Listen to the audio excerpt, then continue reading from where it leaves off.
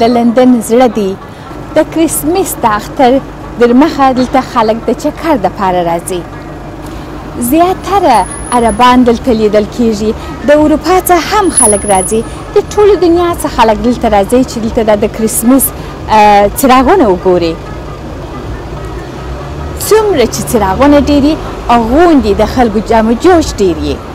خو شش کال څراغونه سته مګم هېڅ خلک نسته ځکه د کرونا وایرس له امله خلک په کور ناست دي او لندن په دې شپو کې کوربندي لري. څنګه چې بندي سته لا بیا هم خلک دلته راوتلي دي غواړي چې څراغونه وګوري. تاویږي راتاویږي.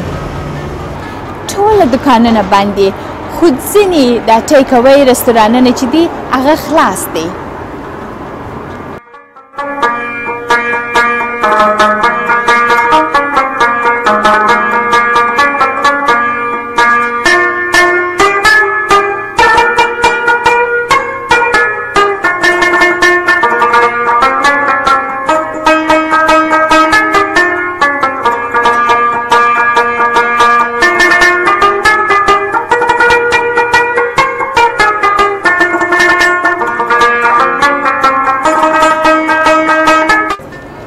کرونا هر ځای ژوند ټکنی کړی دی او د لندن دغه څراغونه یې هم یوازې کړي دي.